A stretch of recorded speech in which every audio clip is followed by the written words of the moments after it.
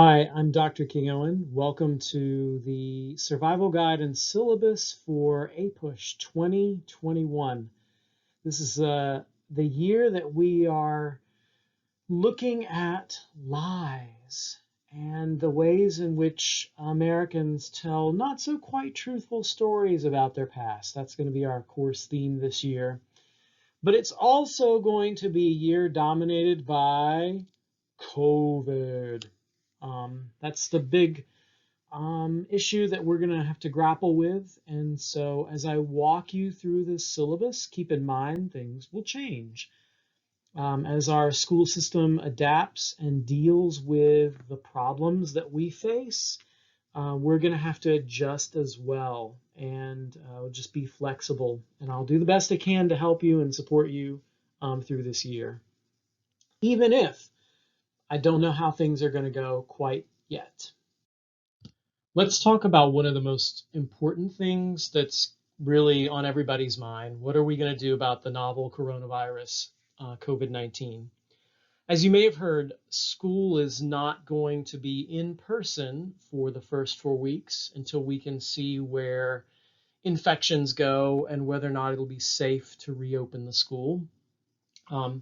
If and when we return to school, I think these things are going to be really important for us to all keep in mind. Wear your mask. Don't come to school if you're sick. If you suspect anything at all, just stay at home. It'd be better, even if it's just a cold. Avoid gathering in groups. School is not for you to come and pretend like everything's normal because it's not normal. Keep a distance between yourself and other folks. To help aid in that, if you ask to go to the bathroom, I'm going to only let one person go at a time. Don't congregate in the bathroom. You can't hang out with folks because we know that what happens is this illness spreads by close contact people. There's really very little evidence to show that it spreads by touching things, but the school will be disinfecting, I'm sure. So really our best defense is keeping a very tight circle of people that we see and that we have close contact with, and not hanging out with large groups of other folks. Because every time you interact with somebody and you don't know who they've interacted with and who else they might interact with, it's just going to be problematic. Because we know that this virus spreads mainly through the water droplets, the aerosolization of water droplets as you speak and vocalize. You need to consider almost treat school like you're in a library and you're not supposed to be talking loud or vocalizing loudly, because that loud, and all that sort of fun stuff, and talking loudly and yelling, yo, what's up? That kind of stuff spreads droplets more readily than keeping it real quiet and kind of on the down low. Think about it this way too. How would you know that, how would you feel knowing that you would spread this to someone who could potentially die from it or develop a lifelong medical condition? We're seeing heart damage as a lifelong condition for people who've recovered because the way COVID infects the human body. I would feel bad if I got any of you sick. I would feel bad if I got you sick and you gave it to your grandma and she passed away. That would break my heart. So we have to kind of accept that school is not going to be the same as it was until we can get beyond this. Our new normal is to take care of each other and to be safe around each other and look out for each other's best interests and health.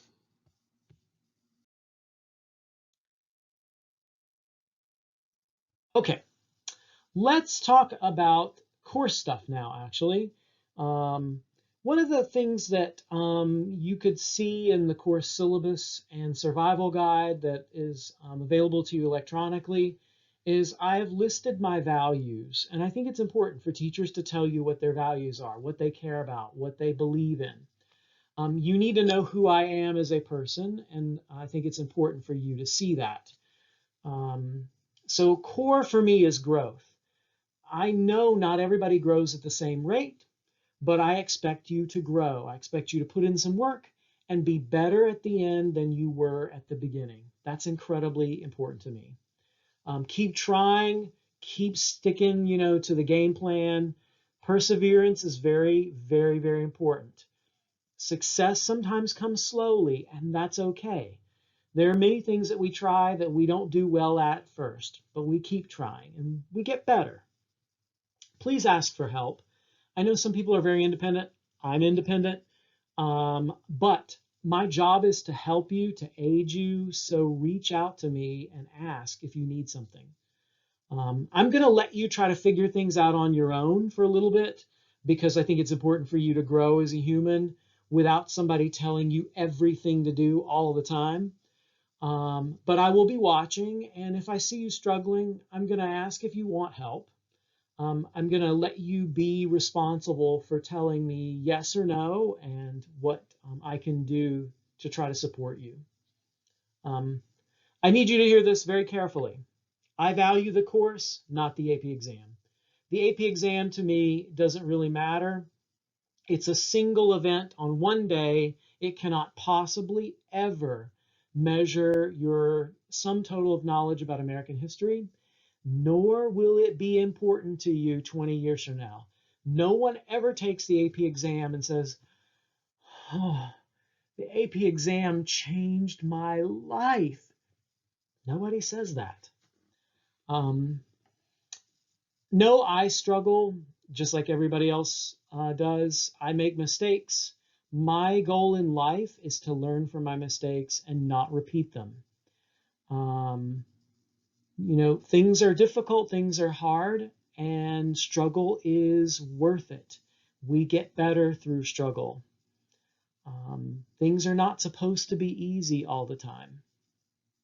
So keep that in mind when you are feeling like a little bit overwhelmed. It's supposed to be a little bit of a struggle. But reach out for help if you're feeling like you're getting way too far behind. Intent's great, but actions are more important. What you say doesn't mean much unless you back it up with your words. Worry to me is not a very helpful thing. Anxiety is built into all of us, and I'm a high anxiety person. I will freely admit that. But I try not to worry about things that aren't in my control. I try to let my worry guide me to do better things and to fix things, but not to get caught up in worry. On its own, worrying won't make you a better person. In fact, it'll just leave you feeling awful. The time that you spend worrying about something in this class is time you could be doing something about it. Which leads me to say, your emotional health is very important to me. We are people. We are not just robots absorbing American history in chunks and then spitting it back up on tests. We're not like that. So you need to take care of yourself. You need to look at your life and do things that are good for you. I do that. I go on walks. I do retail therapy. When I'm getting overwhelmed and, struggling with things, I try to take care of myself. The phone, well, this has been some debate over the last few years in the high school. Can we have phones in instructional spaces? Who knows what this year will bring. I'm going to say that phones are a great tool. They really are. There's so much I do with my phone that it's just amazing to me looking over the last 9 years I've been at Bexley. At the same time, a phone can be a great stumbling block. When you're addicted to YouTube videos and that's all you do, when you're addicted to the games, when you're addicted to all the likes on social media, your phone can become a stumbling block to you. And eventually, ultimately, at the end of the day, it won't make you happy. As a wise person once said, after all the likes and all of the comments on everything that he had ever done and on his social media, he was still lonely at the end of the day. And the phone didn't really substitute for meaningful human interaction. So keep in mind, technology is there as a tool. It is not designed to rule us. Failure happens, but we just get back and keep trying. You're going to have to learn to be good at scheduling and thinking ahead because people who react at the last minute to trouble are always going to be perpetually in a state of crisis. And I'm not like that. Now, I wasn't always a plan ahead kind of person, but I am now because I recognize the fact that if I don't do X by this date, that means Y can't happen. And if I can't get to Y, then the whole thing's going to fall apart. So start thinking in that mindset. Where do I need to be next week? Where do I need to be 2 weeks from now? Use calendars, use the tools I'm going to give you in Canvas to help you. And then relax, have some fun. We're going to learn some things that are heavy. We're going to learn some things that will make you laugh.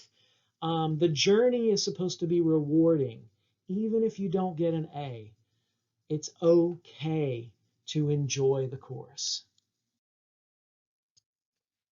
So this course description, some grading policies. Who knows what will happen this year in this time of COVID?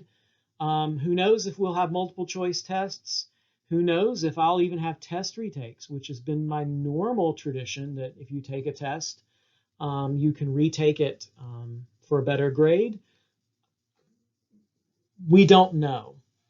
It's going to be hard to figure out how things will go because COVID is changing our situation, by the day.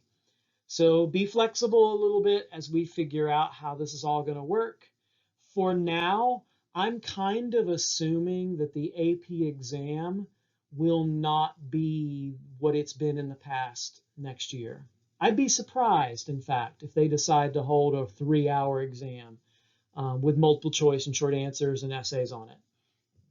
So for this information here on grading policies, I wouldn't be too caught up in it right now because it's all going to change, and it will change depending on what kind of schooling we do and what the AP exam looks like.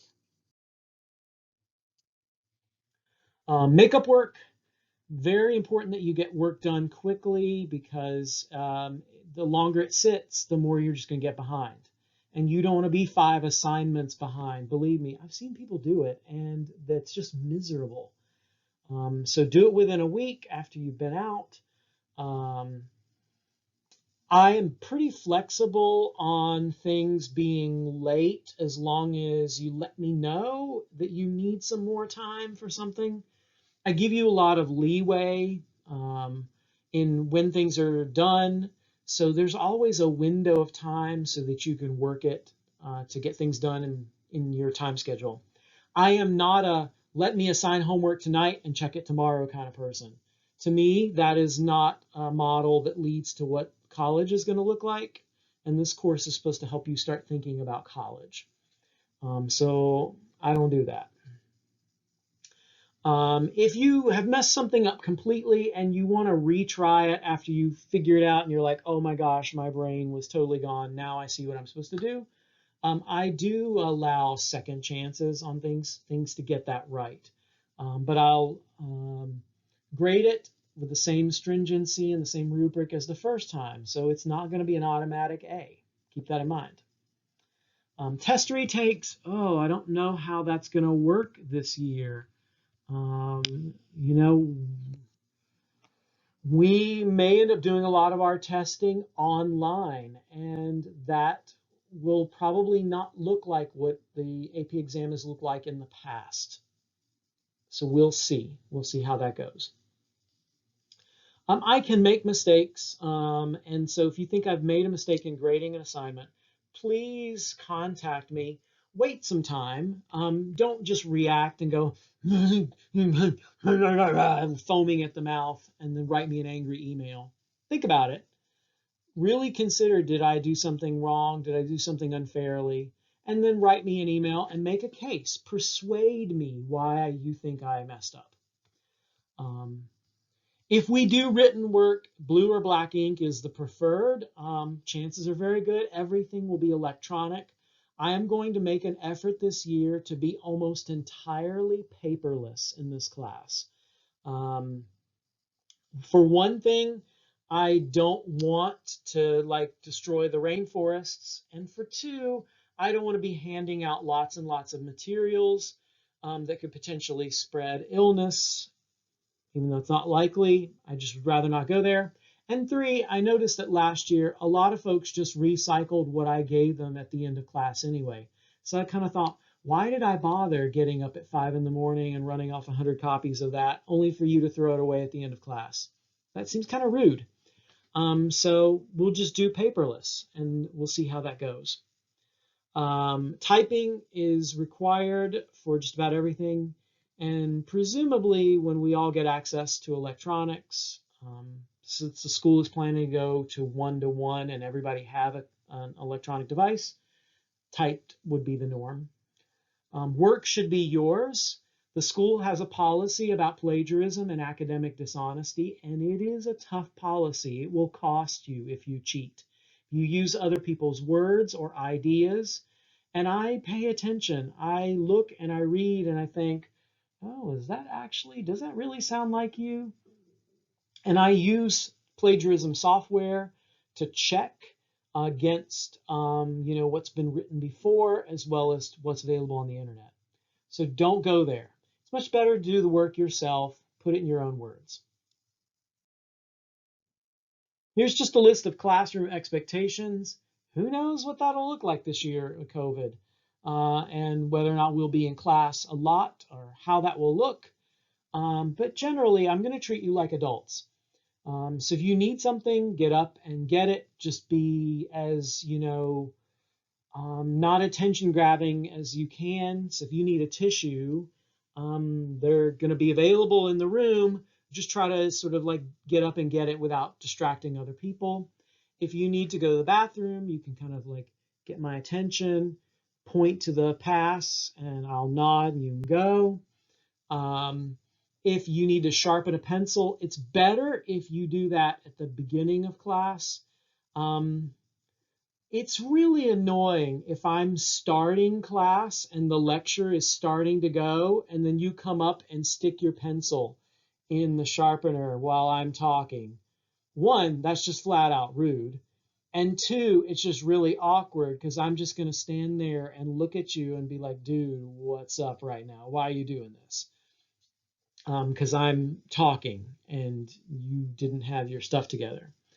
So keep in mind that whatever you do in class time, however you behave in class time, the goal is to learn and not distract any other people in class.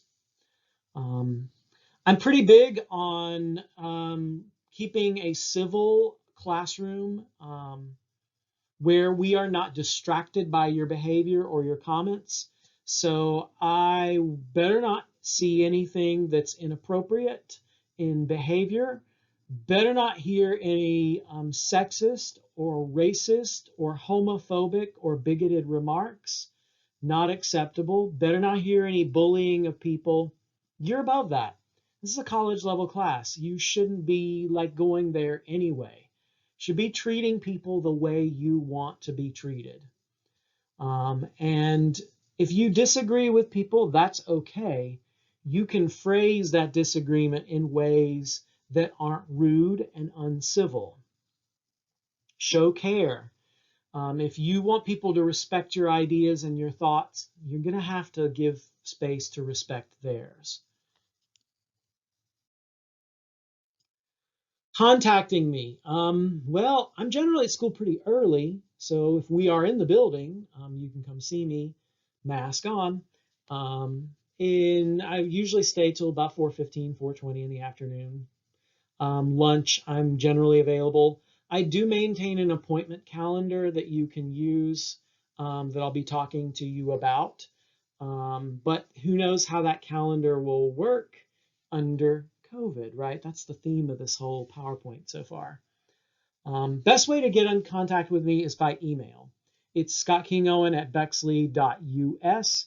Note the hyphen between King and Owen. And note it's bexley.us, not student. Yours has student.bexley.us.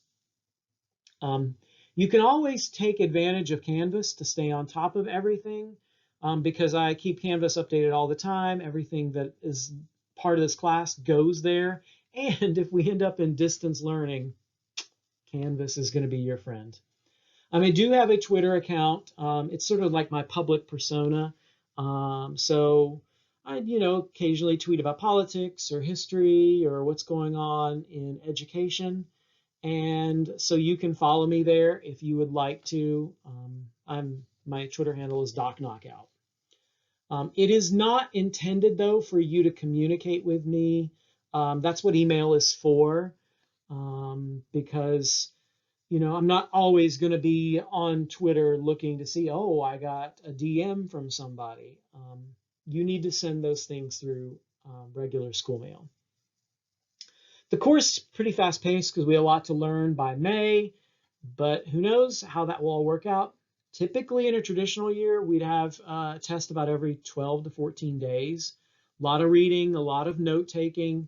You have to be both broad-minded in this class, but also very focused and specific. So big picture and little picture at the same time. You need to not just memorize your way through the class. This is not a class where you memorize for the test and then forget it after the test. It won't work that way. You need to understand what you're learning. You need to think in terms of patterns, analyzing cause and effect. Be a critical thinker. We do have textbooks for APUSH, and we're going to work on a plan for getting you textbooks. I do have electronically available Phoner, Give Me Liberty, Henrietta. I have a PDF of that. I don't have for the Brinkley. But I'm also going to do something this year that I've not done in previous years. I'm going to start making available to you a massive collaborative online textbook called The American Yawp, which is such a great word. It means loud or boisterous roaring, which is something we can't do here at the moment. So that's what a yawp is. And I'm going to make that available to you on Canvas, so that if you prefer just having an electronic textbook, it'll be a Google Doc that you can access. The textbook is something that you primarily use for doing close readings and studying in class. If we were in the building, you'd never bring your textbook to school. I don't use it in class. It's really a reference for you to use. So keep that in mind for the purpose of at least of the textbook. You're encouraged to take notes from the textbook, but I don't think it's a good idea to do that until you've heard the lecture first, because the lecture helps you know what's important to take notes on. If I mention it, it's important. And then you can look and see what Phoner, Brinkley, and Henrietta have to say about those topics, or the American Yawp has to say about those topics. And that's just because textbook authors write a lot, they know a lot of material, and sometimes they just tell you stuff that you don't need to know. It's never going to show up on the AP exam. Fun and interesting things, yes. Lots of stuff in American history is like that. But we can't learn everything. It's not possible. Unless you want to go and study American history for your career and get a PhD like me. And even then, I don't know everything. There's a section in the survival guide on taking notes about how to pay attention to what's important. I help you by what I lecture on. I give you a sheet of terms that are important. So if you're at all confused about note taking and how to take notes, I would read through this section. Keep in mind, everything's harder at the beginning.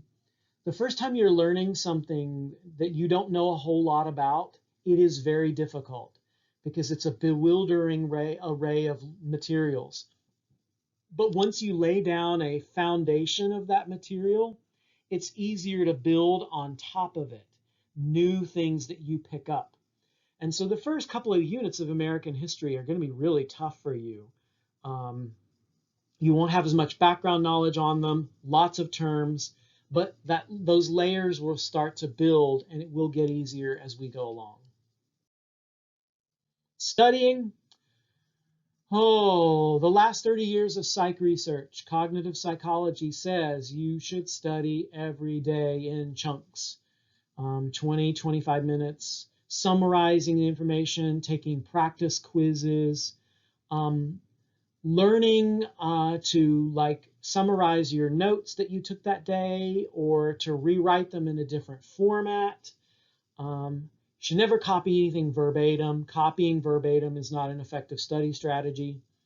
Whatever you're doing, you need to do it every day, not just the night before the test. If you try to study the night before an APUSH test, you're going to fail it.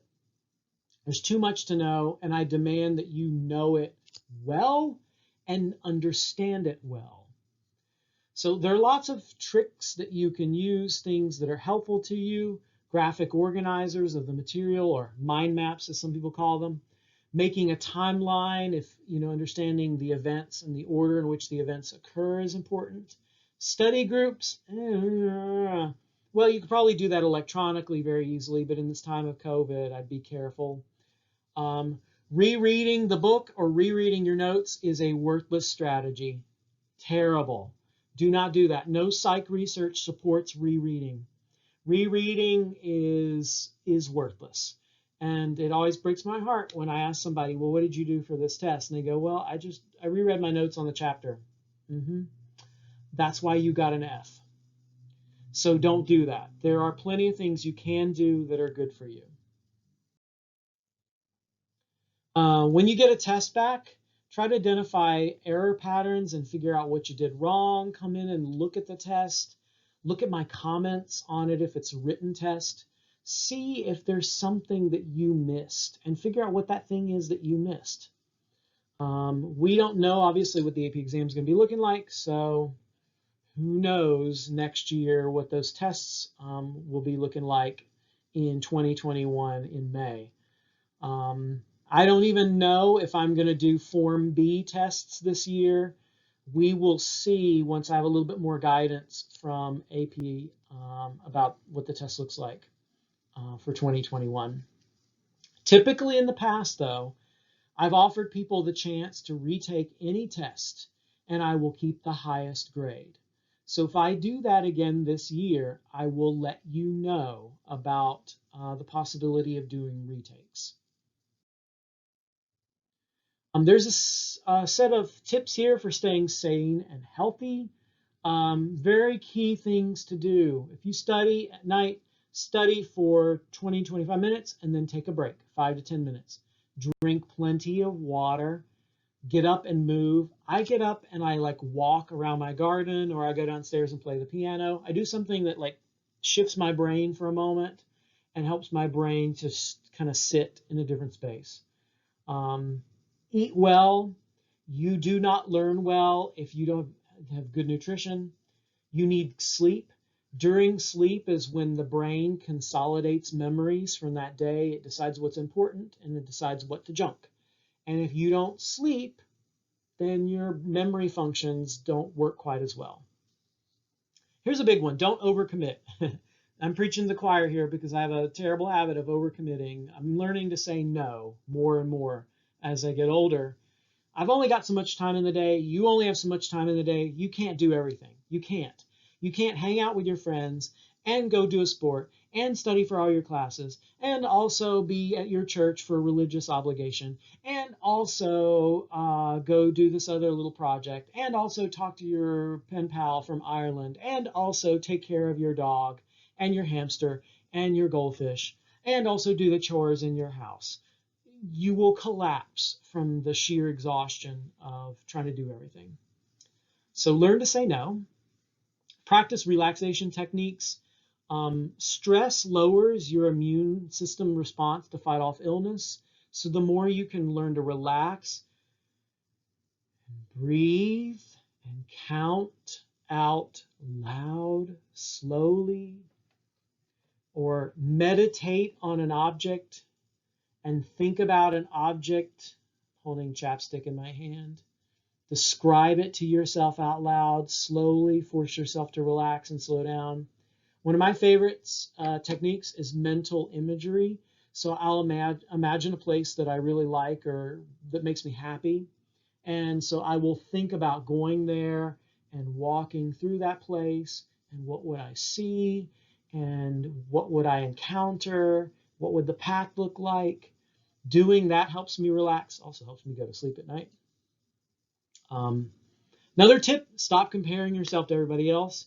Yeah, you and your buddy both might have gotten A's when it was easy, regular classes way back in middle school, but APUSH is hard, and you see people start pulling away from each other. People who used to get A's together, suddenly one of them's getting a C and the other's getting an A.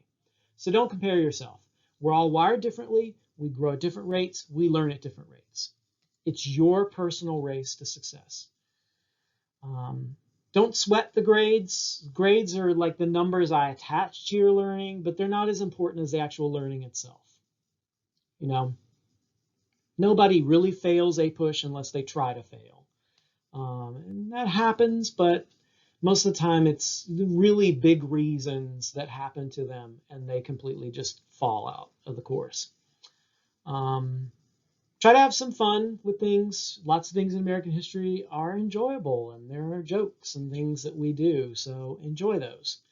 Um, just give yourself permission to relax and grow and master this course as we move along. We will be utilizing Zoom for class meetings, which is going to work differently for probably each of your teachers. I am opting to use Zoom on Mondays, Wednesdays, and Fridays. So I'll check in with you 3 times a week. But I'm not going to use the entire class time.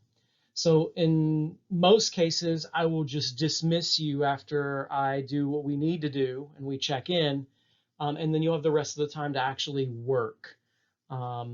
Sometimes I might use Zoom to introduce something to you, to explain a project, to talk you through something that just needs to be explained. I will use it also to see if there are questions. Have you, check in with me on where you are, how things are going. Let me know if you run any problems.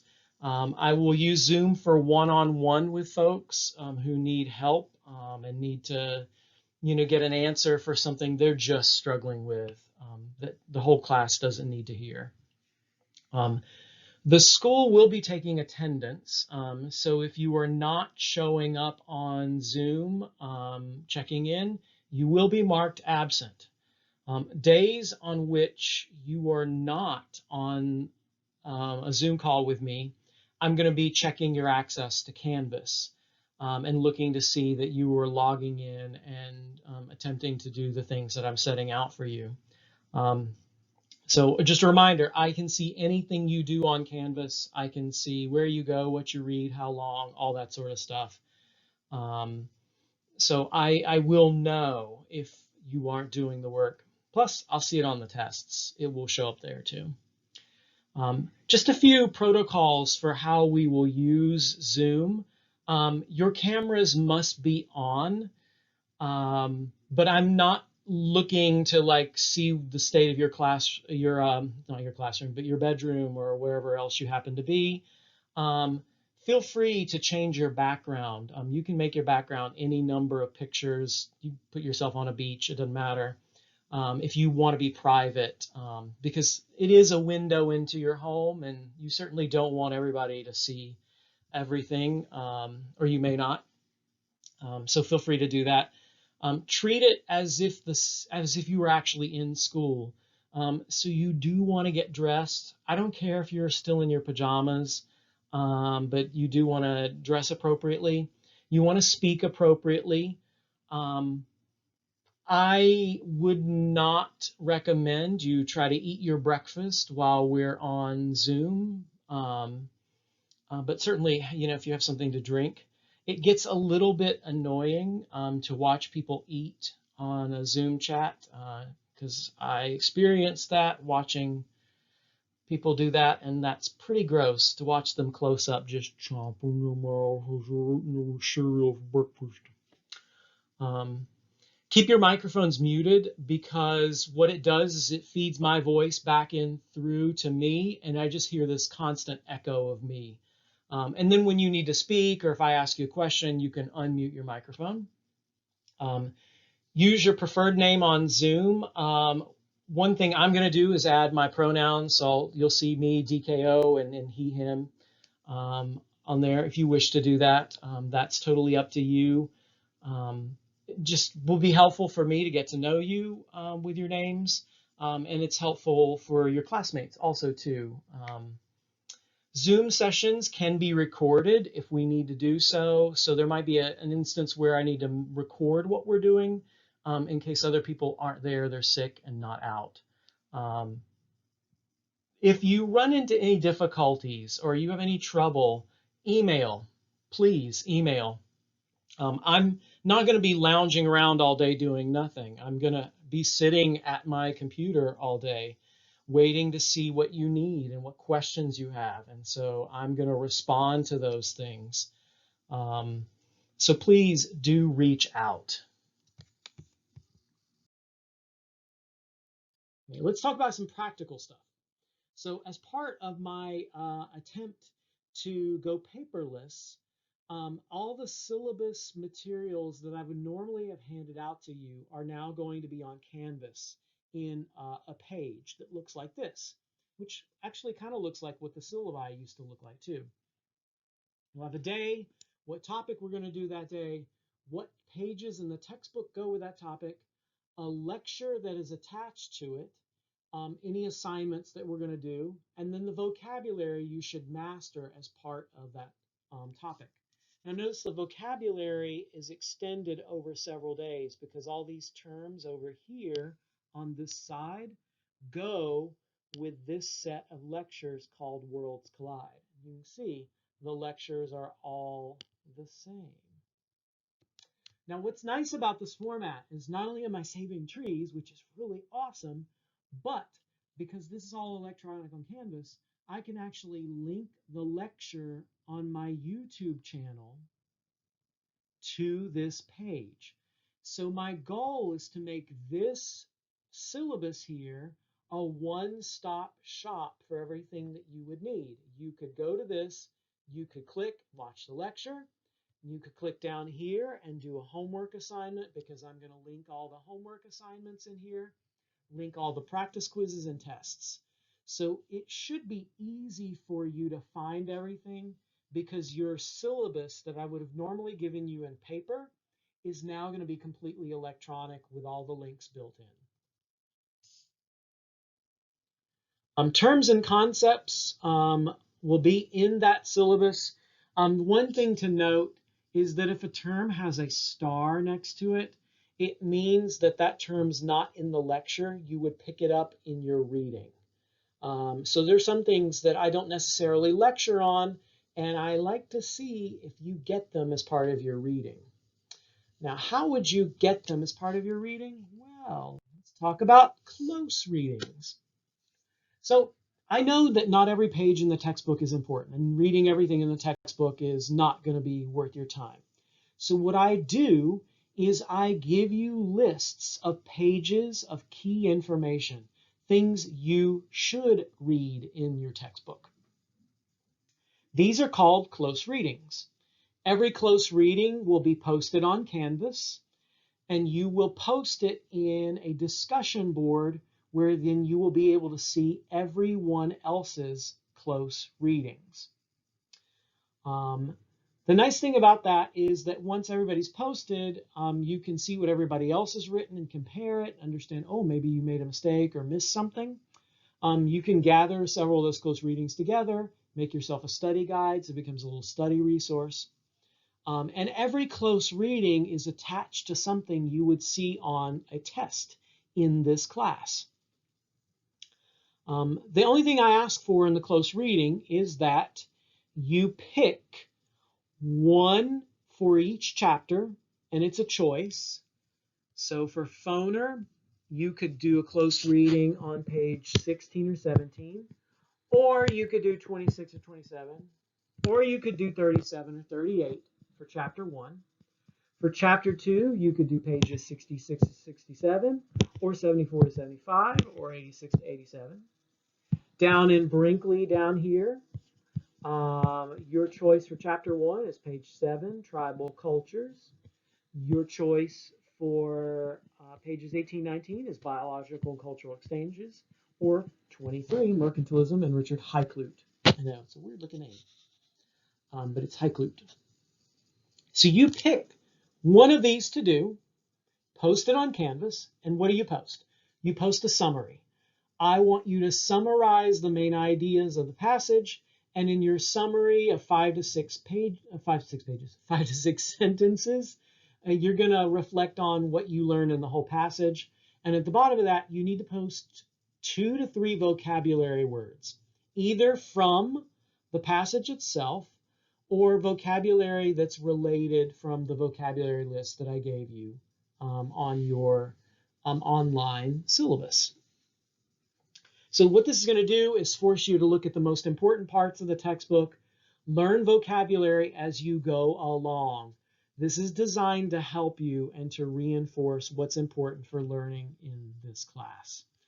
Now, please note, these are always due, as any assignment my classes do, at midnight.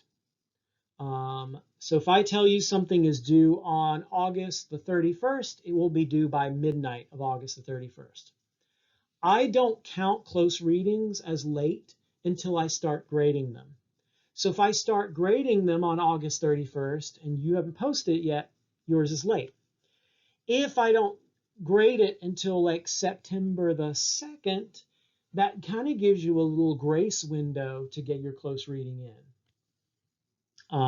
Don't, tempt the window, because sometimes I get on them right real quickly. Sometimes it takes a couple of days. If you are late after I've started grading them, I will deduct 1 to 2 points for lateness.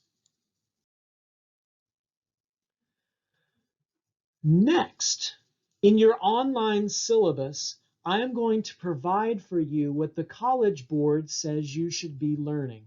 They call it their essential understandings and their key concepts. So, or curriculum framework is what you'll often see it called too.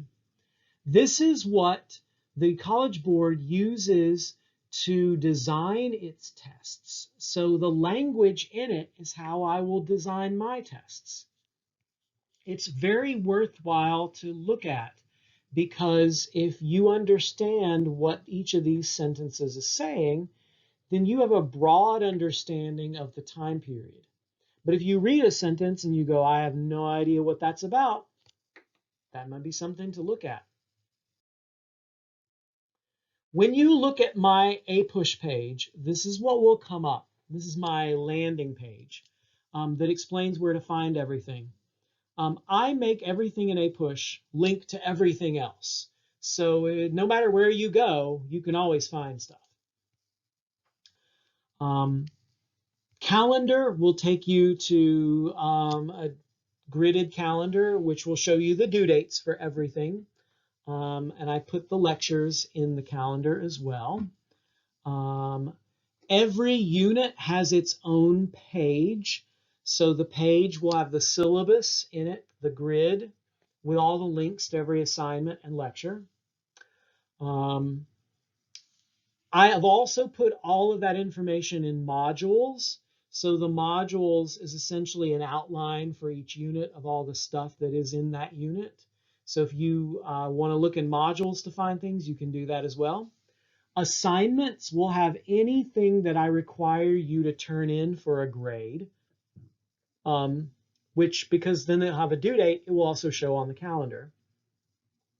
And because I can link the assignments to the page in the pages, you can find assignments there as well.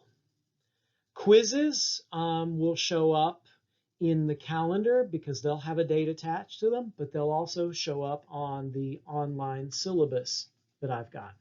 The syllabus is essentially like the calendar, but it's just a list format of everything we're doing in class. The very bottom thing, number 6, is a list of general information for the entire class. Like a link to my YouTube channel in general, a link to like online textbooks, things like that. Things that are more for the whole course as a whole.